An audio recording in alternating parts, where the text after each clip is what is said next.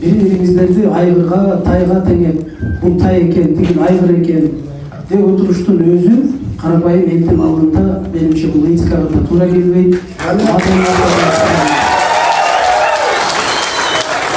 Бирок депутаттын оюна комментарий бербеңиздер. Бул сиздер эл берсе болот, эл сын пикир айтса болот. Мына областтын жетекчиси сиздерде субординация болуш керек, этика болуш керек. Депутаттарды мен утурумдар. Мага депутаттын ар намысы шек келгени мени кызыктырбайт. Мага 1,5 миллион Ош облусундагы калктын намысы өйдө турат.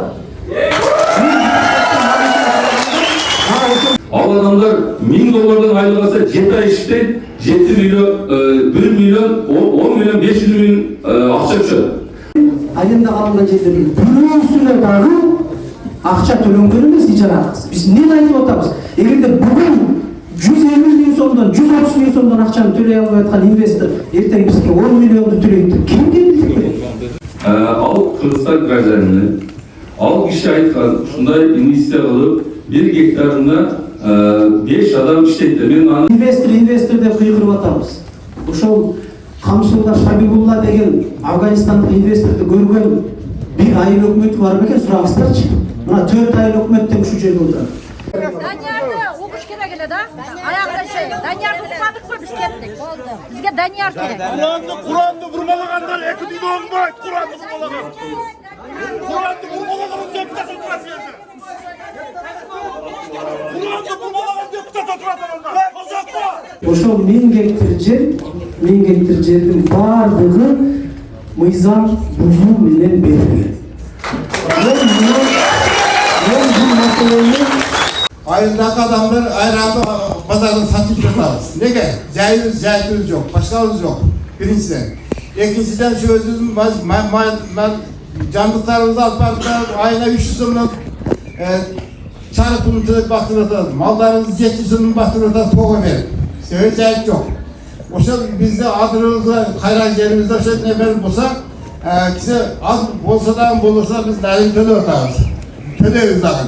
Oşa başka belirtilen yerlerin kimisine vasıtaşı belirtilen yerin nalimimizi yerimiz tölesin.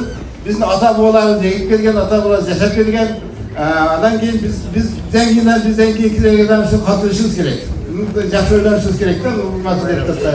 Ya da şu okulumuz yetekçileri, rayon yetekçileri.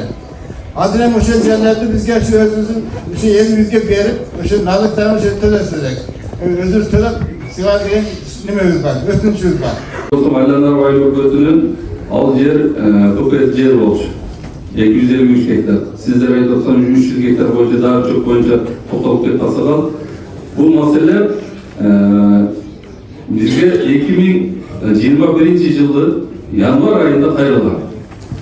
Al Kırgızstan gражданины, al kişi aytkan, şunday investisiya kılıp 1 gektarına 5 adam işleydi. Men her bir çoğuluşlarda sizlerge de жеткиргем. Мамлыкта болгон çoğuluşlarda ayткам, Алянарда болгондо да ayткам. Eğer oşol masele çeşilip kalsa 4 yıldan keyin 1 gektarına 5 adam işlerini kalsı болады. 5 adam bir ayına $1000 aylık alır. Endi Алянардын territoriyasındагы, Маңгытай өкмөтүнүн territoriyasındагы жарандар иммиграция маселесин токтотуу максатында кылынган. Мен ал кезде айыл өкмөт башчы. Анан ошол убакта кошумча салык түшүү максаты, кошумча акча түшүү максатында айыл өкмөтүбүздө ал жерде туура айттыңыз. Мисалы ал жерден акча түшүп төлөнгөн эмес 30 жыл. Азырдан төлөнүп жүргөн туура 11 миң, 12 миң, 47 миңгече. Ал жерде түшүндүүлүгү мына адылдар айтылгандай өтө аз. Экспертлерден 200 кило, 300 кило будайды салыштырабыз. Эми Кудай буйруса, ал жерде 5 адам гектарына иштесе 1,5 миң адам иш менен камсыз болот. Ал адамдар $1000 айлык алса 7 ай иштейт, 7 миллион, 1 миллион, 10 миллион 500 миң акча түшөт. Президенттин ыйгарым укукту Ош областы боюнча ыйгарым укукту өкүлүнүн орун басарында. Assalamu alaikum, hurmatlı Cumhurbaşkanı Kengesi'nin депутаттары, hurmatlı turgunları, ordu'lu berekeli uşu kasiyetli Oş Çerkesi'ne hurmatlı депутаттар, hoş geldiniz. Ben birinci ушул берилген сурооңор боюнча четинен жооп берейин. Чыңгыз мырза, мен чынында атыңызды билбейт экенм, аты жөнүңүздү. Чыңгыз мырза деп кайрылам, кечирип коюңуз эгерде туура эмес болсо. Министрдин орун басарын чакыруу бул биздин милдет эмес. Кыргыз Республикасынын министринин орун басарын чакыруу, себеби бул жыйындын демилгечиси сиздер. Сиздер өзөмөл органысыздар, сиздер чакырасыздар, сиздер айтасыздар, сиздер ошол жерде туура эмес маселе болуп аткан болсо, министрлик укпай жаткан болсо, же министрдин орун басары укпай жаткан болсо, чара көрө турган мамлекеттик орган сиздерсиздер. Мен ал нерсеге мурунма жоопту ала албастыгымды айтып коеюн азыр, туура түшүндүрүп. Анан экинчиден Акбөкөн Татарстанбеков мырза бул жерде мына чыгып кетти, жалпы эл отурат бул жерде. Бул жерде шайлоочулардын баардыгы мына ушул жерде отурат. Бири-бириңиздерди айгырга, тайга теңеп, бул тай экен, тиги айгыр экен деп отуруштун өзү карапайым элдин алдында менимче бул этикага да туура келбейт. Данияр мырза, бир мүнөт. Отургула,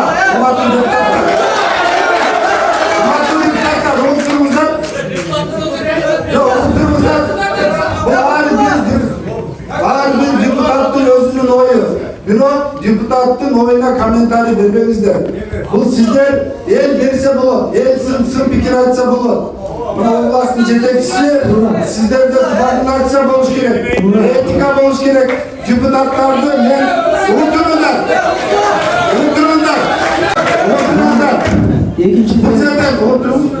Бул жерде ызычуу салганын кереги жок туугандар. Давай мындай сүйлөшөлү. Бул жерде бардыгы депутаттардын өзүнүн укугу бар. Ошондук үчүн мындай этиканы сактап, депутаттардын сөзүнө комментарий бербей, өзүбүздүн маселени, өзүбүздүн мына Чыңгыз Ильяс Кочоевич дагы райондун, областтын деңгээлиндеги жетекчилерди айтты. Министрлерди макул, бул биздин милдетибиз. Буларды алып келиш. Аларга чара көрүш дагы биздин милдетибиз. Бирок бул жерге келип депутаттарга сиз Данияр мырза мындай ар бир сөзүнө комментарий бербей коюңуз. Бул мамлекеттик этика деген бар, маданият коомдук деген бар.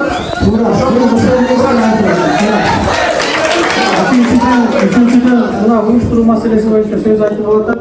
Мына карапайым турат. Биз бюросуна дагы чакыруу берип, киргизгиле же киргизбегиле деген мына күч структурасынын өкүлдөрү турат. Эч кимге эч кандай тапшырма берилген жок. Эл өзү келди. Эл өзү кирди, өзү отурду. Мына көзөмөл кеңеши бар, элдик көзөмөл коррупция менен күрөшүү боюнча. Мына ушул элдик көзөмөлдүн адамдары ооздо туруп, элдин баардыгын киргизип бул жерге жайгаштырды. Биз бирөөнү дагы дежурный кылып ушул сөздү айтып кой, же бул сөздү айтпа, бул суроону бербе деп айткан жокпуз. Муну дагы элдин көзүндө айткан.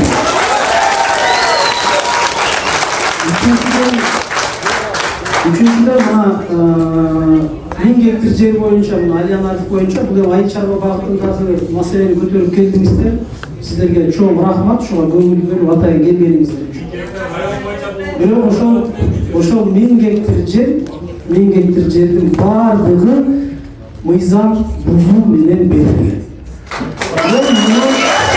Мен бул маселени сиздерге мына атайын папкаларды көтөрүп келдим. Кааласаңыздар өзүңүздөргө дагы көрсөтүп берем. Кыргыз Республикасынын Жогорку Кеңешинин төрагасынын атына дагы мен ушул боюнча маалыматтарды толугу менен жөнөттүм. Кайсыл жеринде мыйзам бузуу болгон. Жер категорияга бөлүнөт, аны мына айыл чарба багытындагы иштин баардыгын өзүмөр кылып турган сиздер алган жакшы элестер, жайыт жер менен айыл чарба багытындагы кайракы жер. Жайыт жерди айыл өкмөттүн токтому менен, жайыт жеринен сурабай туруп, жайыт комитетинен сурабай туруп, айыл өкмөттүн токтому, айыл өкмөттүн колу менен ижарага берип коюуга мыйзам жол бербейт. Бул бир. Экинчиси, ошол жайыт жерди арендага, ижарага алган киши ал жерди көрүктөндүрөм, жакшыртандырам, ошол жердин жайыттын шартын жакшыртам деп гана ижарага алат. Ал жерди бузуп, айдоо жер кылып салууга эч бир айыл өкмөтүнүн, эч бир акимдин, эч бир губернатордун да акысы жок. Жайыт жер болуп сакталып туруш керек. Берилип аткан 1000 гектар жердин жарымы жайыт жер болгон, жарымы айыл чарба багытындагы кайракы жер болгон. Мына инвестор деп кыйкырып атабыз. Ошол Камсулда Шабибулла деген Афганистандык инвесторду көргөн бир айыл өкмөтү бар бекен, сурабыздарчы. Мына 4 айыл өкмөт тең ушул жерде отурат. Төртөөнүн бирөөсү көргөн бекен ушул инвесторду. А договорду Шамсулла Хабибулла кол койду деп туруп, ошонун колу менен договорду алып келип берди. Бир дагы жолу көргөн эмес. Бул экинчи маселе. Үчүнчү маселе миллиондорду айтып атабыз. Кыргызда жакшы сөз бар. Эртеңки чучуктан бүгүнгө өпкө дейт. Biz bugün yaşadığımızda мен фактымен айтып берейин. Ошол алынган жерлердин, айылда алынган жерлердин бирөөсүнө дагы акча төлөнгөн эмес, ижара акысы. Биз эмне айтып атабыз? Эгерде бүгүн 150 миң сомдон 130 миң сомдон акчаны төлөй албай аткан инвестор эртең бизге 10 миллионду төлөйт деп кимге билдик берет?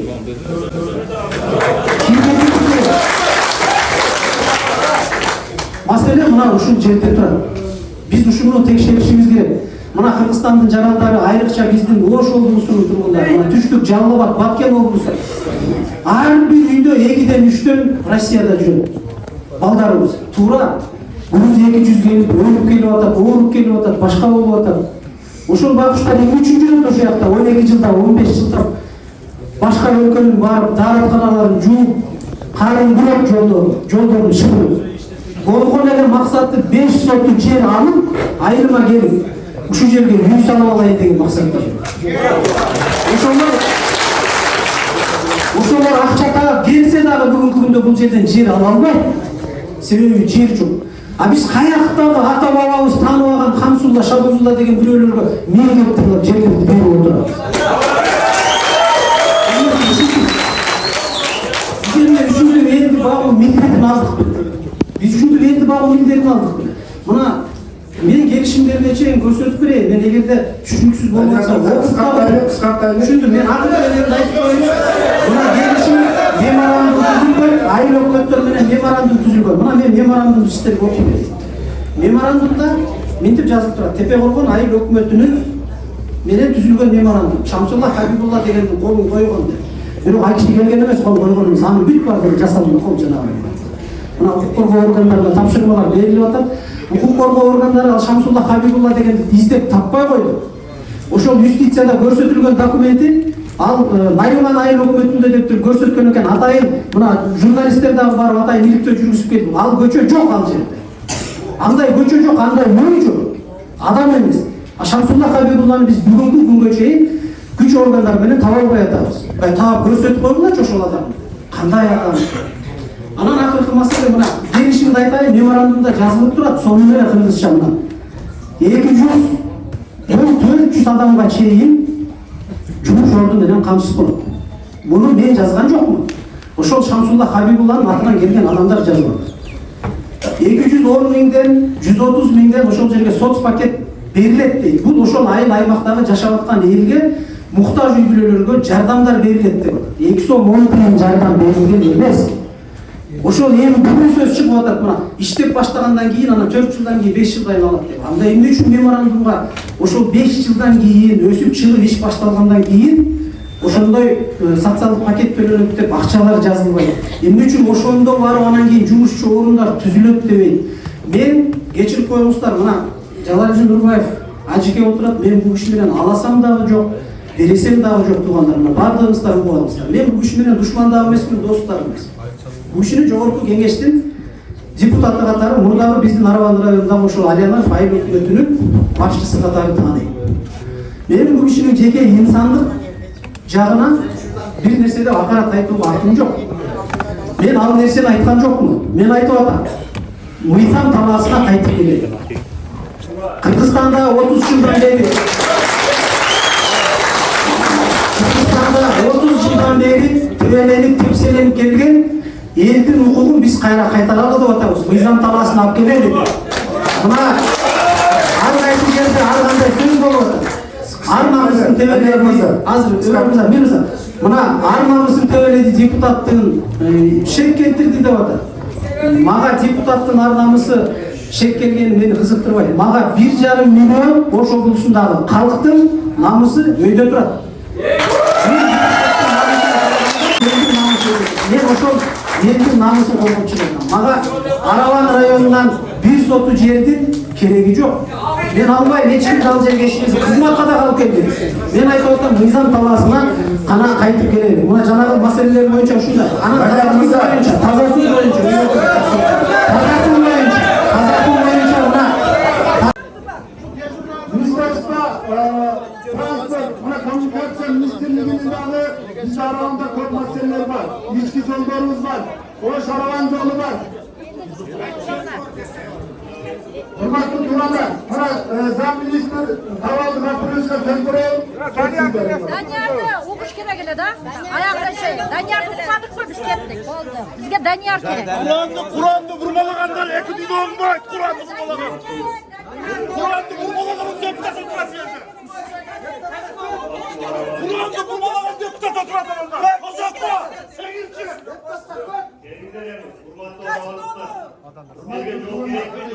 Senin ошол аймактардагы өкүлүбүз. Биз жогорку кеңештин өкүлү эмеспиз. Биз Кыргыз Республикасынын президенти койгон тапшырманы түз аткаруучу аскербиз.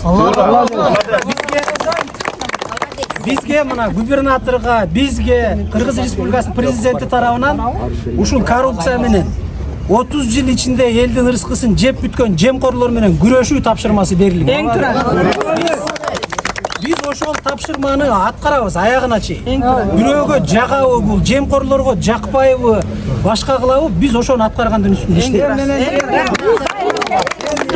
Мына Алла Таала ден соолук берсин, жерибизге тынччылык берсе, оору сыркоодон тышкары кылса, Кудай буйруса, бардыгына жетебиз. Бүгүн чырылдап, артып октордун бардыгы чырылдап чыгып атпайбы? Окуй деп, себеби эртең ошол өкмөттүн укугу аларга дагы жетерине алар көздөрү жетип турат.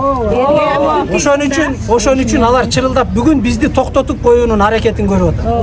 Мен сиздерге сөз берем. Мына Кудай ден соолук берип, тынчтыгын берсе биздин күрөшкөнүбүз күрөшкөн. Биз булардын 1 метр жерине же бир тике берген акчасына кызыгып калган жерибиз жок. Эгерде бир акчасын берген киши болсо, биз ошонун маселесин токтотуп койгон киши болсо, мына Алла турат. Алдыбызга келсин. Алдыбызга келип ошону метибизге коюп, үшүнтүп атат деген маселени айтып берсин. Кудай сактасын. Менин бул жерде тууган уругум да жок. Бирөөнү кызматка киргизбейм дагы, койбойм дагы, акчасын албайм дагы. Биз мына губернатор экөөбүз акчаны жедирбейбиз, жебейбиз. Мен сиздерге сөз берем.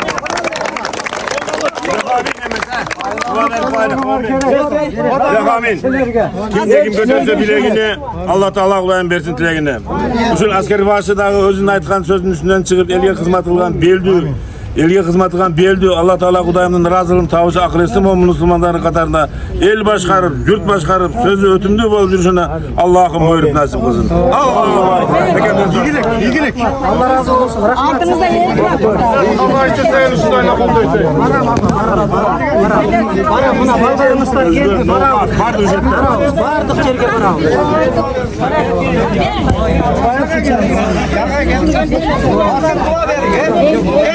Aksakalga verdi, aksakalga Danyar'a dua versin. Munda gel. Men janağı